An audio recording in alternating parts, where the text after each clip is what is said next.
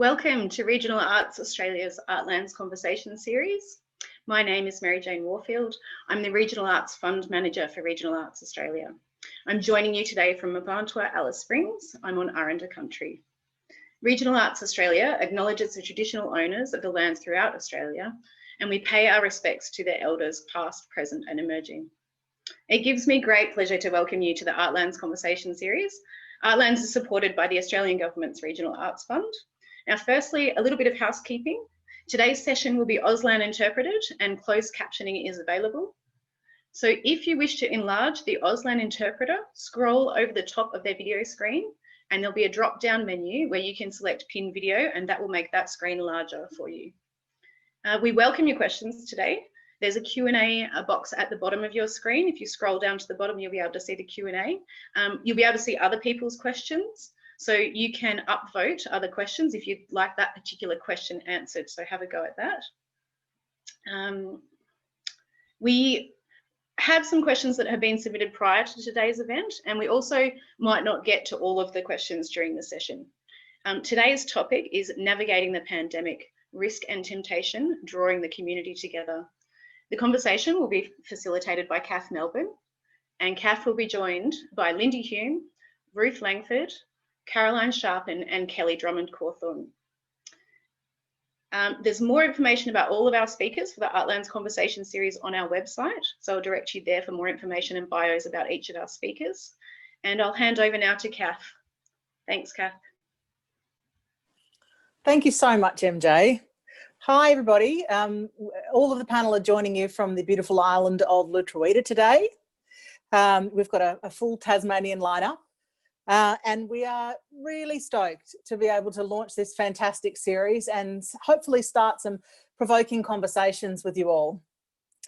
I'm going to kick it off by diving into the guts of the conversation.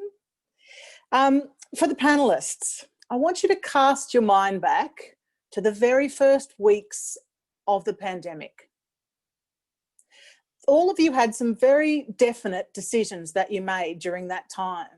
I'm curious for each of you what was driving those decisions and what part of that early stage decision making and that way of seeing what was happening has stuck with you.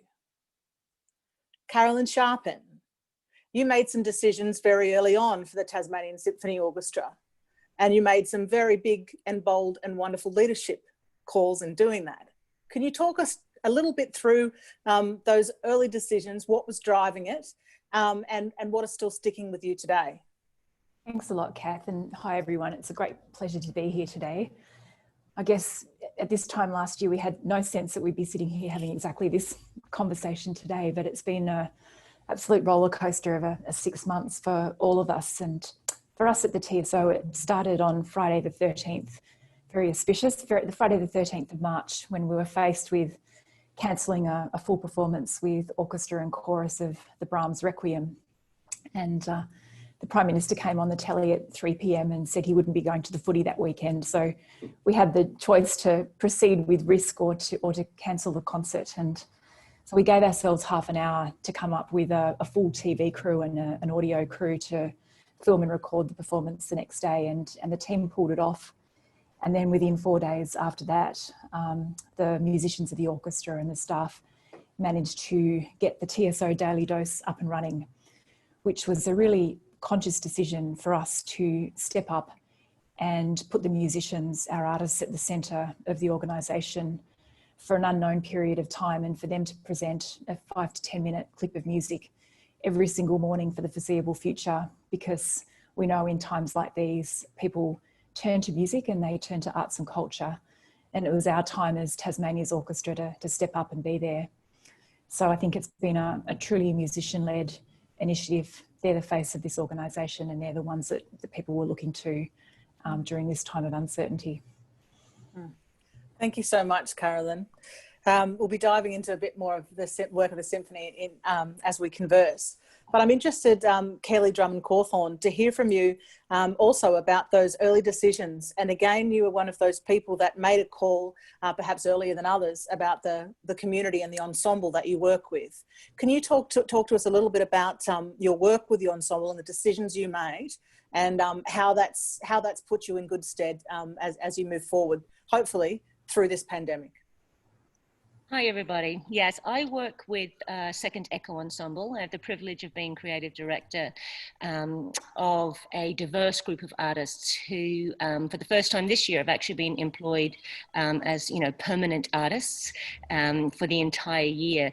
So we were in the studio, I believe the date was the 3rd of March, when my gut started to overpower anything else that I was hearing, and decided that this was the last day that we were going to meet face to face until I understood more about what was happening in the world around us, and how that might impact us as an island and as a community of artists.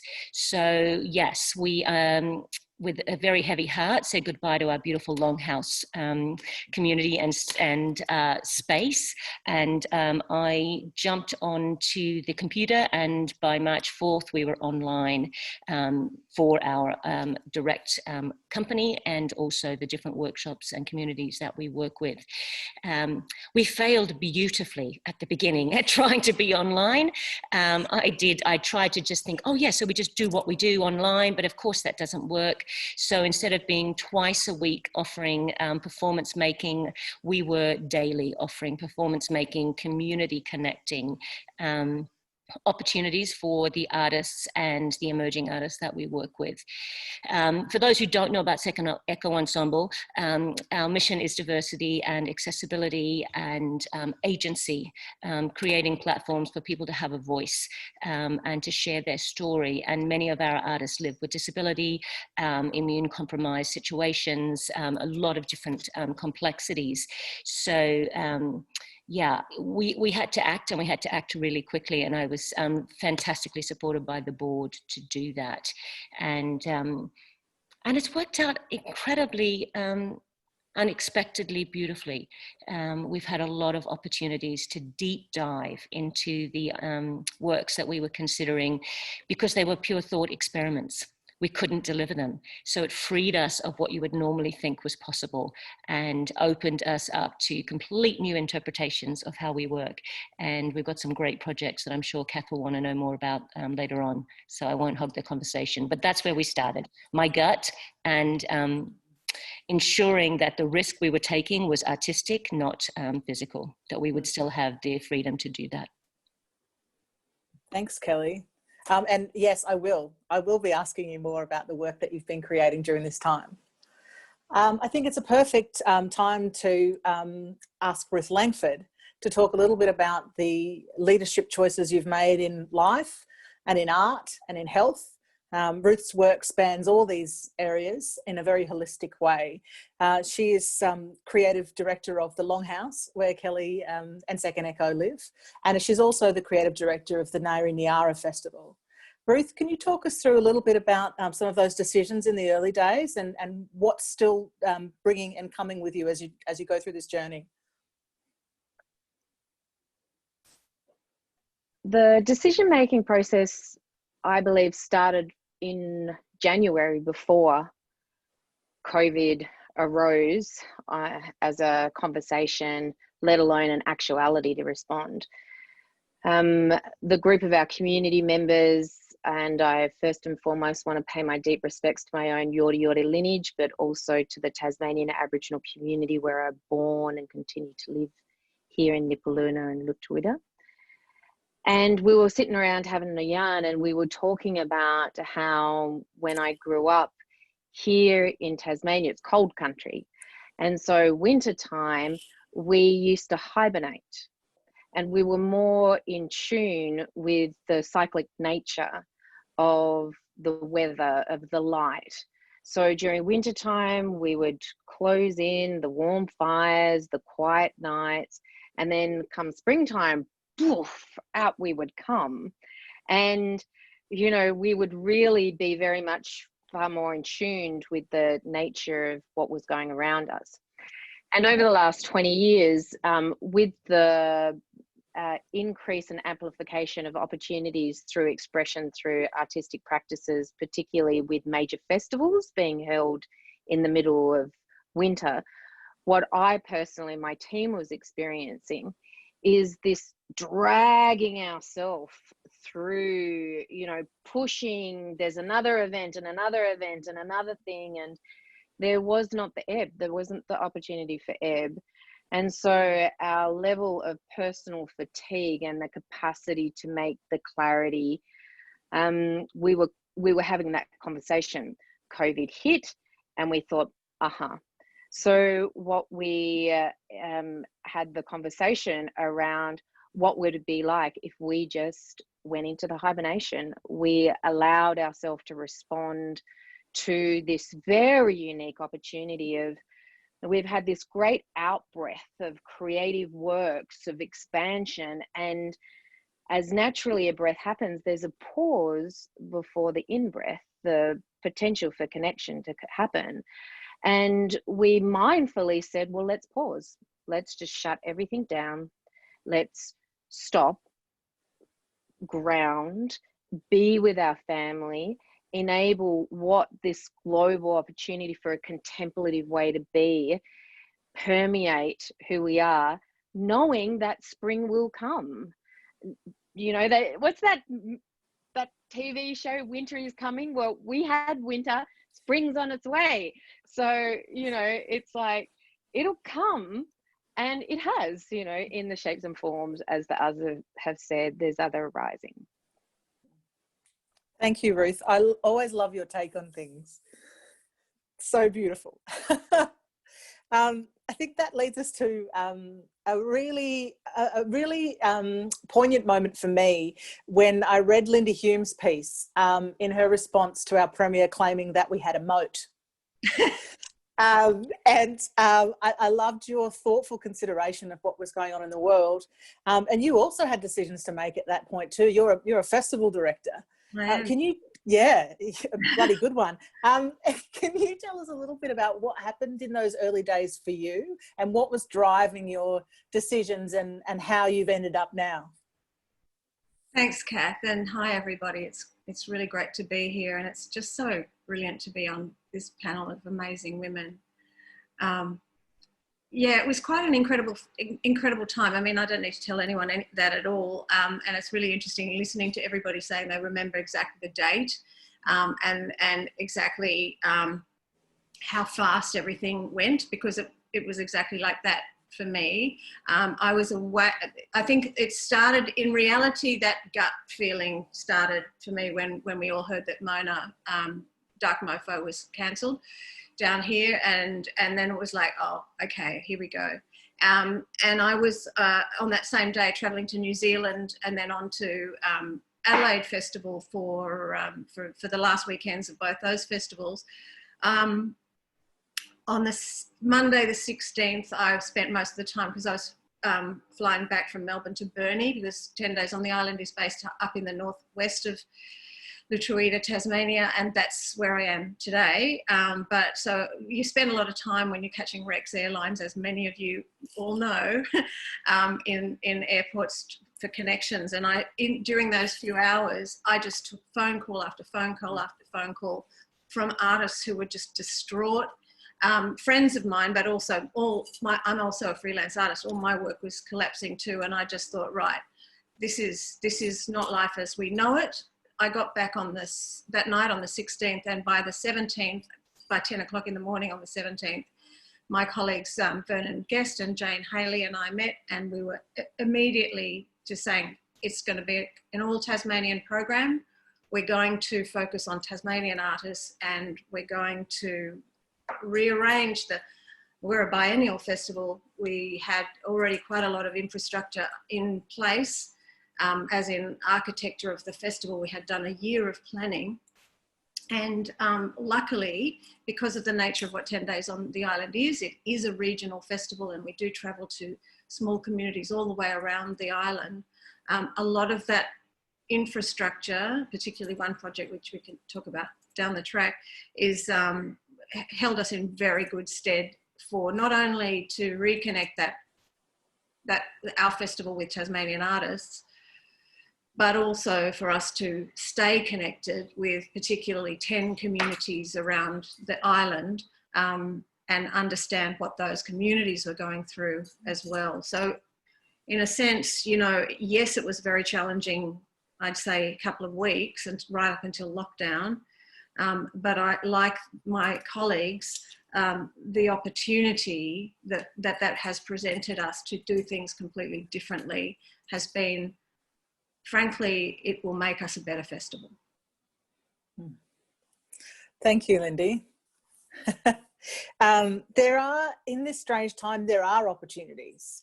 You know, and when we all met, the panel met for breakfast last Friday, and we discussed some of the opportunities and some of the risks that they've been enabled to take because of this time and because of needing to completely change things.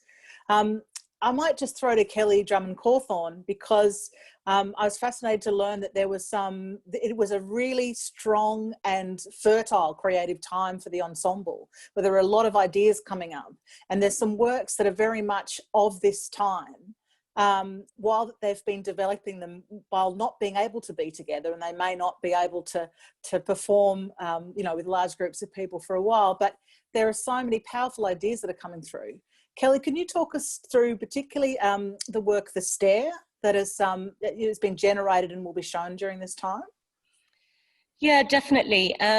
Yeah, we've got a plethora of works at the moment. I think both from working with smaller groups, I've been chatting here with Margaret a little bit on the side, in order to enable a truer kind of connection through these digital squares, not working with as many people in one room as we would normally. But The Stair is an interesting one in that it's, cheekily, it kind of came out of my resistance and frustration with, initially, with the funding body's response to the pandemic, and requiring me to almost reinvent what it is that we do to work suddenly as a screen-based artist, or to have a show reel and all these things. I was like, what are you doing? I need you to keep supporting us to be who we are. We're struggling already. And I was kind of felt like I was boxed into this very square that we now live in. And I was almost not going to apply for anything. I was like, I don't get it. But then I was having a virtual glass of wine with a dear friend of mine who said, suck it up, princess. You have extraordinary things going on. Put an application in. So I did. And I wrote something based on some of the work of the stories that were coming out of the ensemble, where we were looking at our identity as who are we now? Even as an ensemble, we are an ensemble and we're not together. So how do we define who we are? And it came to me that the Second Echo Ensemble is the collection of its parts, which are its artists. So could we dig into individually each one of us and share this new form of portraiture that collectively would speak to who we are and why we exist as an art form and company and making works together. So I wrote a proposal for Do You See Me? Because our SEE, Second Echo Ensemble, and I wrote it, I was about to submit, and I was like, okay, this makes me want to throw up. It's way too precious. So I then I ripped it up and said, no, actually, I'm staring at myself on this screen. We're all staring at each other and it's really uncomfortable. And I keep checking my teeth and I feel really old. And our artists, feel like other people are staring at them. And yet this is actually the world that especially people with physical, diversity and disability live in. And there's this breakdown of communication, both with the viewer and the viewed. And it was amplified by us being digital.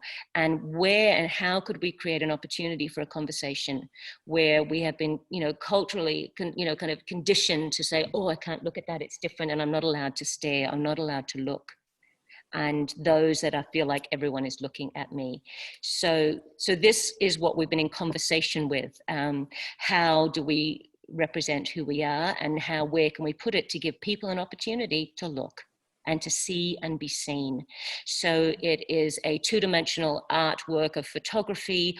Also, we have just started 30 to 45-second video portraits, in that we decided if we can't rent a theatre, we can rent TV airtime, and I can afford a commercial.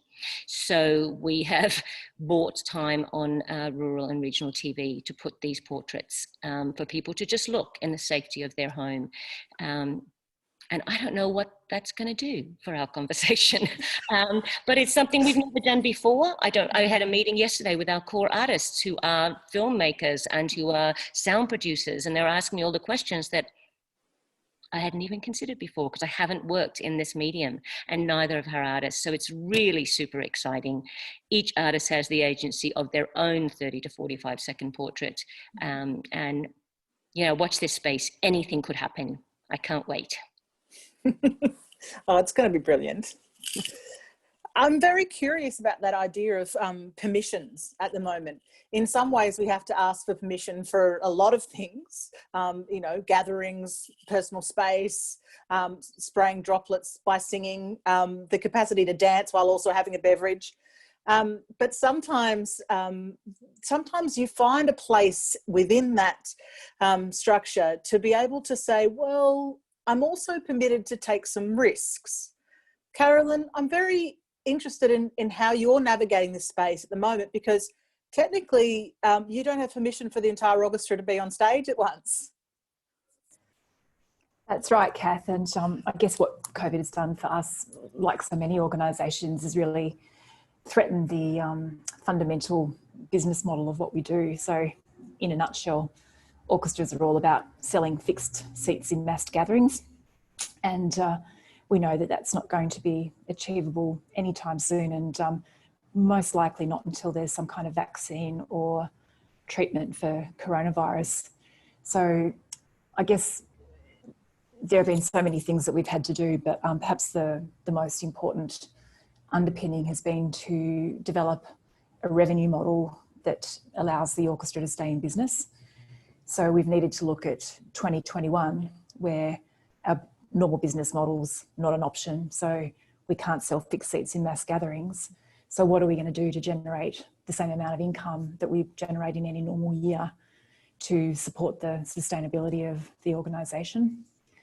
And so we have with this team here and the musicians here have worked in partnership, and everyone's had a voice and a role to play in blowing up the revenue model of orchestras over the last 300 years and coming up with something that is new. It's risky, but it's clever, and I think, you know, there's a really good shot that it'll work, and if it does, then it puts us on a really sustainable footing for the years to come what may. So proof will be in the pudding, but I think, yeah, there's a lot of hope at the end of all of this. That's wonderful to hear that you know, extraordinary times have led to extraordinary creativity, whether it be in the making of art or the delivery of art. You know, there is something really wonderful about needing and wanting to change things, and finally having a situation where everything gets thrown up in the air and you're completely permitted to do whatever you need to do. Yeah, it's a well-worn phrase, isn't it, Kath? But it's been a case of never let a good crisis go to waste. Yes. And also it's a shout out to the boards who have been backing these brilliant leaders to be able to make these kind of decisions, because you know, you need a brave board with a brave leader. You do, and hand on heart, I've got one of the best, and I'm so grateful to them. Lindy Hume, when we spoke the other day, you talked about also that the idea of throwing up the preconceptions of what a festival is, and really playing with them in a way that had meaning for you. Can you talk to me a little bit about how this situation has maybe triggered some different thinking about what a festival might be? Yeah. Well, I've done a lot of festivals, and I think they all have a certain architecture, landscape. Excuse me, I'm just going to mute while I cough. Okay. They all have this, I guess, you know, there's the sort of classic festival centerpiece thinking, that I've really had to get over this time around. And actually what's been beautiful is to think about it's really challenged my own thinking, but it's also just challenged the whole organisation about what are we? What is a festival now? What is a festival in these moments? And specifically, what is an international festival when the entirely, which is what we are, when the program is entirely made of Tasmanian artists. And I think to answer the second first, I think what we wanted to do was to create a festival in which we are all part of this world of ideas, and I think that hasn't changed at all. The level of thinking and the level of rigor and discipline and the big ideas that are being brought to bear in this festival is unchanged. I'm very, very excited about that and very confident about that. What is different is the scale of everything, and luckily 10 Days on the Island has, as a sort of spine through the festival, this beautiful program which was in place before COVID hit, which was actually comes to us from the gorgeous Arts Northern Rivers up near Lismore, and their beautiful project If These Halls Could Talk, which will be very familiar to a lot of the listeners, so the audience today. We've been working with Arts Northern Rivers to create the Tasmanian version of that, and that becomes a whole of Ireland project with 10 beautiful halls all the way around from Zian in the west right down to Glen Huon in the south and across the island over our 3 weekends. That is our centrepiece. That is our signature. And those big signature works become big thinking in smaller locations. And I have to say it's been a delight to curate. I have learned so much about what to throw away and what we don't need. And I've learned a lot about how leadership can be democratized in these circumstances. And I think that's been really interesting for our team. The artists have stepped up, the team has stepped up, the communities have stepped up. And I have to say local governments have stepped up. Local governments have been amazing in this period. And they really get when we've talked to them, I've had a new sense of local governments coming to us saying our communities need you. Our communities need art right now. Pretty exciting, that. Yeah, it's a really important point. And we're going to catch up a little bit on the tension between mental and physical health and what the arts has to play and to say in that kind of environment as well. Ruth, you are also a festival director of an International First Nations Festival, which is held on Bruny Island. You don't just curate beautiful shows in the Longhouse and bring together collaborations. You're also a festival director. And this situation has also challenged you in terms of the festival. And I understand this process is still in play. You're still having discussions as to how this would go forward. But can you share with us a little bit of your process in deciding how you might go forward with that festival? One of the core operations of the Nonyara Good Spirit Festival is an opportunity to do internships and mentorships, both with artists, right through to doing project management training, so that all the back of house, front of house, production, right through the festival. We have predominantly 65% of Aboriginal community members, but we also open that up for anybody who wants to come in and unite Indigenous ways of being with the transferable skills of event management. And so our festival is also wrapped around, first and foremost, an opportunity to bring international knowledge, First Nation knowledge holders to come, our elders, senior law people, and to hold ceremony, to give them a place of holding ceremony. And then we wrap a program right around that. So really what we're doing within the festival is, one, we're privileging Indigenous knowledges, and we're giving the opportunity for young people, not always young people, but mostly young people, to come through to learn that way of being, but also learning skill sets that can be applied across creative industries, events and tourism. So we don't strictly look at the festival as an opportunity to showcase artistic practice. It's more an opportunity. Ours is the creation of good spirit.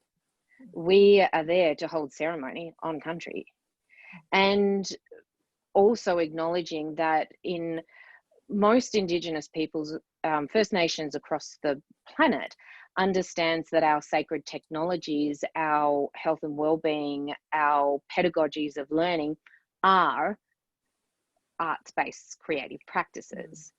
And so we don't silo our festival as a arts practice, and we don't silo it as only a First Nations. We offer it up as the creation of a reweaving the web of humanity through these opportunities for connection and expression.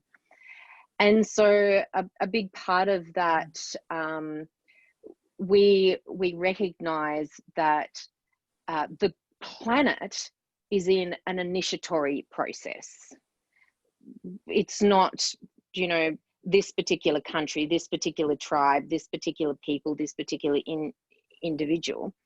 The planet on itself has been taken to a brink, and we are now having the opportunity to look at the amplification of loneliness and the epidemic wave of ill health based upon separation and isolation. So for us, what we very quickly orientated ourselves is that we went into ceremony ourselves in saying this contemplative way of being is just get grounded on country and ask and open to what the potential is arising through us. And this opportunity was very, very clear that there are prophecies called the Condor and Eagle prophecies in First Nations, particularly from South America, that talk about the unification and the amplification of Indigenous ways of being, which has an absolute at its heart connection. Who are we connected to? What do we value?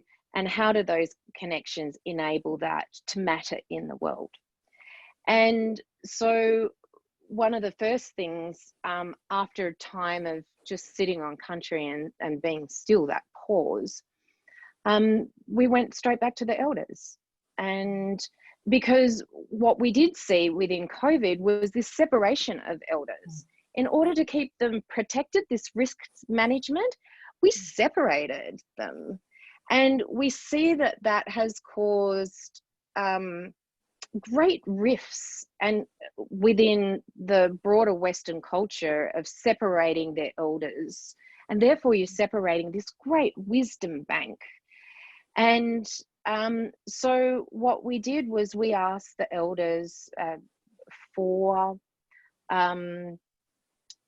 esteemed senior knowledge, senior creatives, would they be open to sharing their ways of being, and so that we can share that.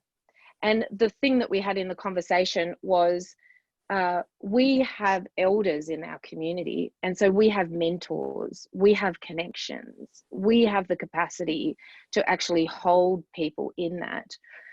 And so from that, interestingly, Kelly, I didn't even realize you fellas had this to see, to stare. We ended up having the exhibition Lack of Power to be seen.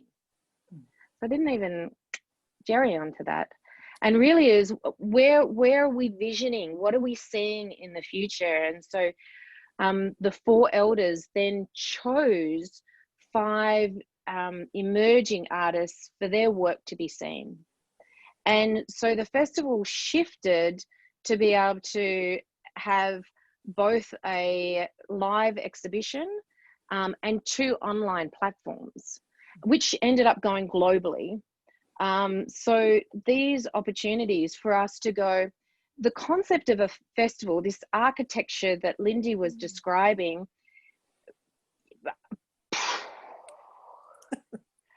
what's the home hearth of who we are?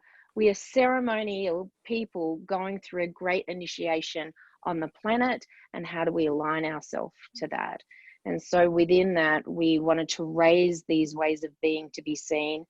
And so we had a major exhibition, and it was beautiful. It was beautiful. And it connected those artists to a whole global community about their work, which was so wonderful. Yeah, and importantly, what it did is it wrapped the elders up with love and acknowledgement. It's like, you ain't going nowhere. We're loving you up. Your knowledge is important to us.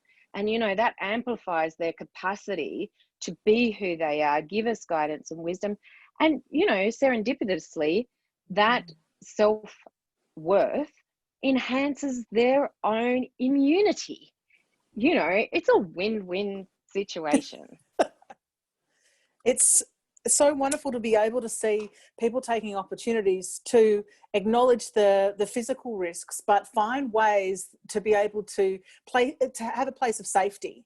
And that safety really does need to include the mental well-being of people. And that's something that we talked about the other day over breakfast as well. It's just what an important role that the arts play in this, and why it needs to continue. There are some issues that we still have in Tasmania about bringing together large groups of people, but we find ourselves primarily almost back to normal. A little bit, I would imagine, talking to some of our remote listeners, or also some of the people from the Northern Territory in Western Australia. Now, the thing that we don't have is the capacity to come and go very easily in Tasmania. We do have a moat, Lindy, and clearly we're not afraid to use it. I'd love to talk to you a little bit about isolation, about how you stay connected with your peers, and with artists and with community that aren't in Tasmania. And also a little bit about how you're dealing with the connection between isolation and mental health. Not your own story necessarily, but how you're working in the arts to reduce that sense of isolation. Firstly, let me just say that I just want to get back to something that Ruth said about this whole idea of the architecture of festivals being quite rightly exploded. I think, you know, we do have a kind of structure that we need to sort of follow to a certain extent, but I think that's one of the great things that's come out of this. Everything's exploded. All those sorts of things that we used to build everything on, they have such little value in real terms. That what is really valuable, and comes to the question of you know, everybody's health and well-being and mental health, is really this one-on-one connection and one-on-one focus that you can have with artists in this setup. And I have to say that I've spent a lot more time, and I will now in the future, because I've learned that this is the way to do this, really hands-on, connecting with artists, talking through creating long-term relationships that have value to those artists as well as to the festival, and that these are festival outcome is just one small percentage of those relationships. That the relationships that are mutually nourishing are the long-term artistic relationships, not just the shopping trolley model of festivals is over, has hardly, I don't even know why we did it in the first place now. It kind of has no function in this redesigned world.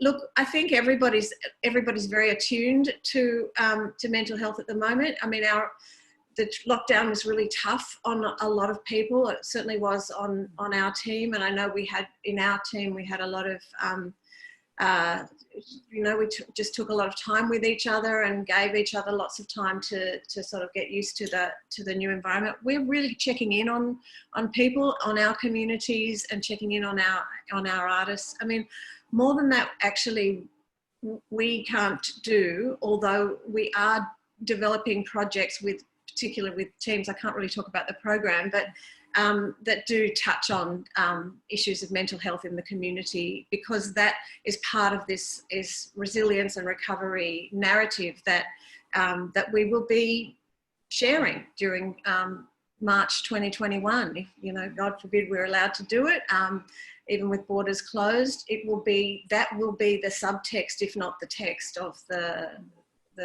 festival in 2021. It will be about the experience that we've all shared, and in terms of connecting to the world outside, I mean, we talk like this. I mean, we Zoom every day. It's many hours every day, and we just talk one-on-one like this. And I think, in a funny way, Zooming, while it's weird, and while, as you say, it creates these sorts of strange new portraits of people, it does let us see what's in the background, and that we all have families, and we have dogs, and we have, you know, messy bedrooms and bad art sometimes. And, you know, I think the humanization of people, weirdly, through the digitization of people, is something that in some way, I don't know, there's a sort of equalizing and a humanizing. It's not a very good answer to your question, but it's kind of how we're all muddling through, really. Indeed, it's really interesting with clients. I keep getting the sense that the expansive view of the world is not about size; it's about depth. And to get, yeah. I mean, I, as you know, Kath, I prefer the landscape view of the world to the portrait view of the world. You know, that expanded horizon that living in a regional place gives us all. And I do think regional communities, you know, I think they have a capacity to gather around each other more than metropolitan communities. I think I'm very glad I'm here in Tasmania, and I'm very glad I'm here with my team here in the Northwest. I think a lot of people are saying they're very glad to have their communities around them so tangibly as we can in regional Australia. Yeah, I agree. I think there are a lot of people in the cities now really eyeing off regional life. Oh, hell yeah. And Tasmania. Yes. Carolyn, can you talk to us a little bit about the challenges that you've had within the artists and the ensemble? Not going into anyone's personal details, but there's certainly been a spotlight on the mental health of musicians as we're travelling through this pandemic. Can you talk to us a little bit about how you're dealing with wellbeing and mental health challenges within the organisation? Yeah, sure, Kath. I think for musicians and all artists, mental health is most likely to be protected when it's still possible to create and make art.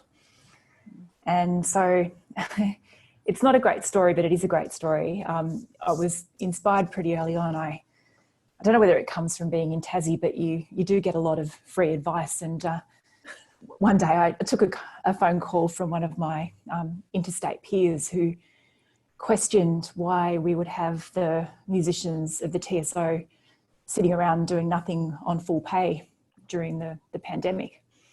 And I was so outraged and gobsmacked, because it discounts every single aspect of what it means to be an artist and to maintain professional practice. And so, yes, we as a company met in the first week of the pandemic and decided that it was a time to accelerate. And we articulated and wrote down what we called our TSO 20 projects. And they were projects that would add on to what we were doing every single day by making art for our audiences in our community who needed us through Daily Dose. And they were projects that were about staying in touch with our audience, staying in touch with each other, finding new things and new projects and new activities that could help us emerge bigger and stronger from out of the pandemic, and things that we would do that we never have time to do because life's usually really busy.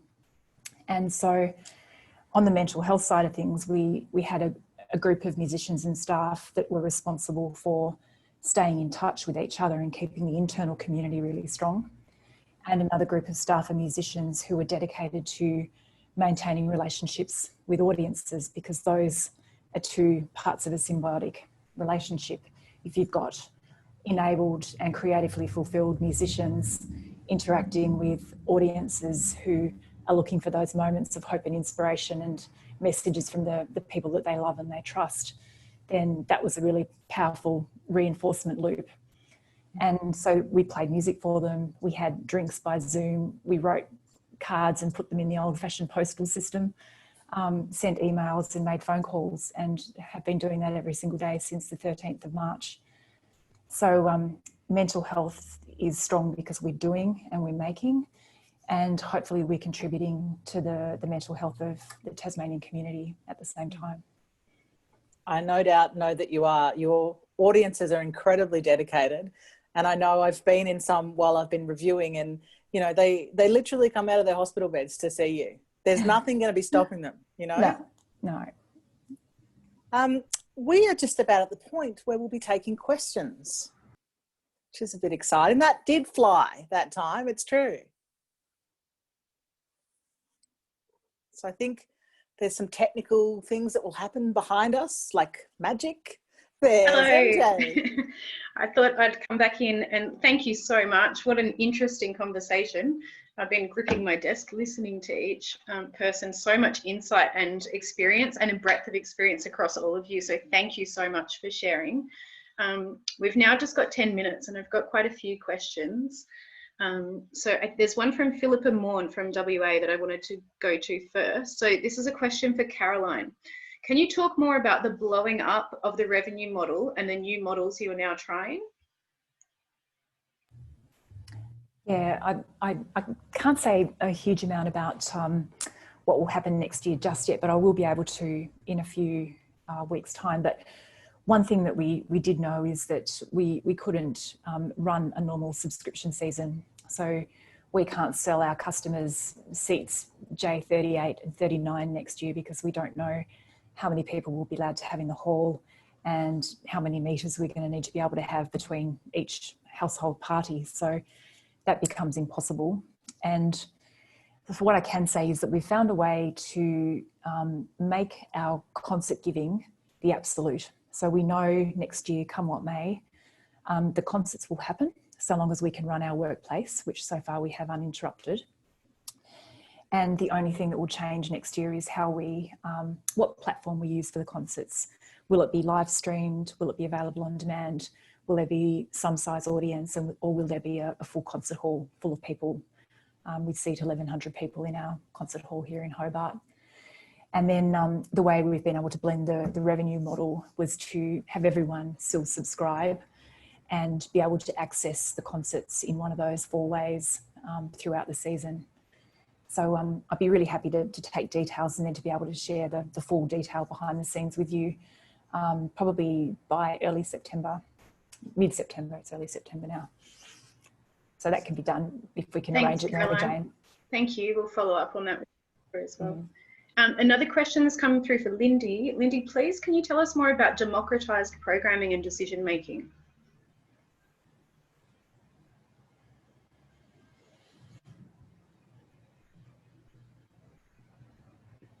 Had my mute button covered. Well, I mean, I'm pretty, by nature, a pretty democratic artistic director anyway.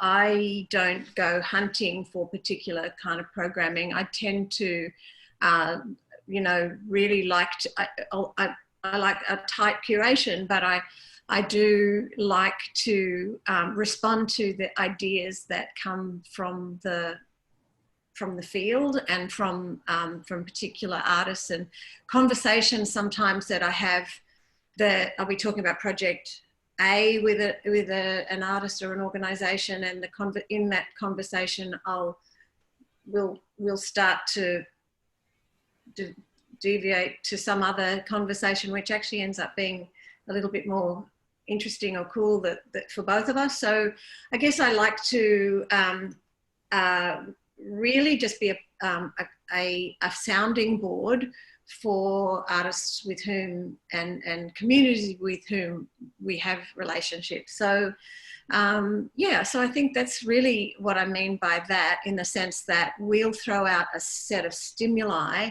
and a set of, I guess, frameworks that we're working to in our festival, and then invite creative responses. And then, yeah, so it's a very much, you know, I didn't go hunting for anything this year. We literally kind of worked through the projects that that came in our direction, and then found lovely things that sit with other things. I like putting people together. I like partnerships, and I like the kind of alchemy that happens, unexpected alchemy that happens when something is side by side with something else, or whether it can somehow slide into something else. I mean, yeah, it's like cooking, really, in a sense of our role as a festival, to sort of get it to a point of being a presented journey through that time. But I think in terms of the democratization of it, it's really just doing a lot more listening than talking, in that sense. Great, thanks, Lindy. I have a question that came in before the session, and this one's about creating intimate experiences. So it's from Henriette Cassay-Schuster, who's from Castlemaine State Festival in Victoria. How can we best create intimate experiences in a distanced environment? And I thought this question might be good for Ruth and Kelly to answer from their different perspectives, if that's okay. Should we go to you first, Ruth? Sure. Thanks. I mean, even our larger festival, Ngari Nyara, we hold the vision of creating intimacy, because then connection naturally comes forth. And I was actually delighted to be surprised by some of the experiences that have been web-based platforms, global web-based platforms, that have created depth, heart, and meaning, thereby engaging intimacy with the creatives as well as hopefully the audience, and that was our feedback. But I am also a fan of one of the things that has arisen from COVID is the separation from touch. And most people will know that touch is imperative for mental health, for connection, for the well-being. And so we, in Tassie, we're in a very different situation than many other people around the globe. And so some of the programming that we've responded to is the variety of offering experiences where people are actually doing somatic experiences to engage their body, themselves, and pat their dog. You know, what does the cushion feel like? Some of those things that actually open ourselves to, you know, the body aligning with more intimacy. And also we just dropped down to having really smaller in number events. Some of the events are you know, literally a handful of 10 people. We had another event with a cultural cook-up, artist yarns, musicians, and improv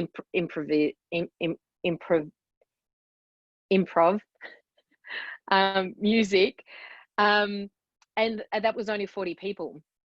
And so the festival that we do have, Ngari Nyara Festival, the actual curation of the space, and this is a residential, so people come for 5 days. We actually have an artist retreat before that runs for 5 days. And then we actually have the festival that runs from 3 to 5 days.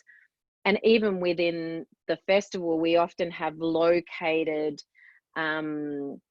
areas so that we can create those really small, intimate, small numbers, because that naturally engages an opportunity for the depth of connection to come through that experience. Not saying you don't get an intimate experience in a massive 50,000 people crowd.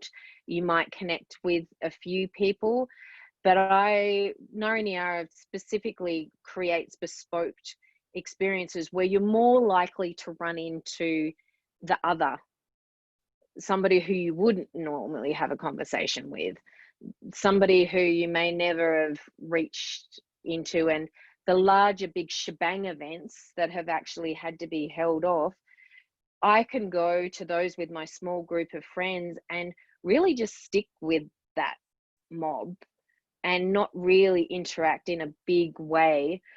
It's great to hear, 10 days of moving into the small halls, because that's like that regional community experience. You're more likely to run into somebody in the shop in a smaller regional community and say hello, g'day. And COVID's done that for us. Even in the larger city, we walk out, you only get to see 5 people on the street, and you're more likely to say, g'day, how are you going? There is more of an invitation for intimacy because of the broad separation and this yearning for people to connect. So I think that we are seeing this. We are naturally seeing the opportunity for deeper, more connected, more intimate experiences, because we are amplifying the awareness of the isolation that's rampant anyway. Thanks so much, Ruth, for that response. We are running out of time. I can see that Kelly's walking around. I don't know if she's able to answer the question about intimacy. We've really just got time for a few more minutes. Yeah, I'll do it super quick. Great, thanks, Kelly. I think what's interesting is what just happened. For Second Echo, the intimacy came, I think, we were discovered because suddenly we were in each other's houses. And we learned a lot about each other on these computers, as I just learned at the hall I was sitting in, suddenly 4 beautiful little 5-year-olds ran into. So you now know something different about where I am. And then I walked outside, and you have a different understanding of the weather, and what I'm feeling and where I am. And that impacted a lot creatively, but also emotionally, of how we know each other and how we hold space together, which has been really, really beautiful. These people who I thought I knew and I've known for 8 years, I realized actually, yeah, I mean, we did crazy things by the end of our Zoom sessions, where I would say, okay, Kath, please walk to your fridge. Lindy, please choose something out of Kath's fridge. That's your puppet, go make a dance. And suddenly you think, oh, they're a vegetarian. I actually didn't know that. Or look at the mess under their bed as I'm looking for something. So it was ridiculously intimate that we hadn't actually had the risk or permission to do in a normal setting, in a studio or on the floor. And the only other thing I'll say about that, because I know we're out of time, is, I mean, I think language became really important. The idea we don't say socially distanced anymore, we try and say physically distanced, because even what that does to your mental health, to say, socially, I'm disconnected, I'm not available.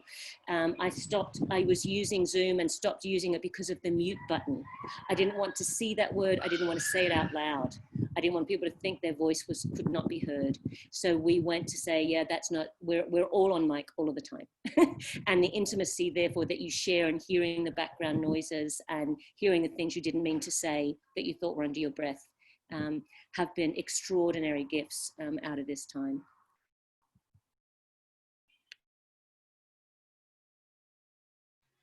Thank you. I wonder, Kath, is there anything you want to say to wrap up? Oh, I'll just unmute you. Sorry, you're on mute. Or you unmute you. Oh. Yeah. I just wanted to reflect on the fact that when I proposed this panel, we were having a conference. We were going to be having a conference in Launceston. Artlands was going to be a conference. And I remember when the pandemic had just hit, and originally I had proposed that we put together a panel called After the Pandemic, because we thought at that stage, a lot of us, that it was all going to be sorted. And now we find ourselves in a different place. And I think it's even more powerful to be speaking right in the middle of things. And I could not have hoped for a more brilliant cohort of people with such diverse experience, such brilliant points of views, and so generous. I just wanted to say thank you to you all. Thanks, Kath. That's lovely. And we have run out of time. So I'd just like to give a quick shout out to David Bowman-Wright and the team at North Midlands Project in WA, because they're having a live streaming conversation at the Geraldton Art Gallery today as part of their Lunchbox Learning program. So we encourage people to gather, if you can, gather as a group to stream these sessions. It can be really then have a conversation afterwards. Thank you so much for joining us today, everybody. Thank you, a special thank you to our panelists. That was excellent, brilliant conversation, and I personally really appreciated all your insight. And our next conversation is called Transformative Experiences, How Art and Creativity Can Create Pathways to Recovery. That will be on the 14th of October, and that'll be at 3:30 p.m. Eastern Daylight Savings Time. So check our website for those details and please register. And we look forward to seeing you then. Thanks. Goodbye.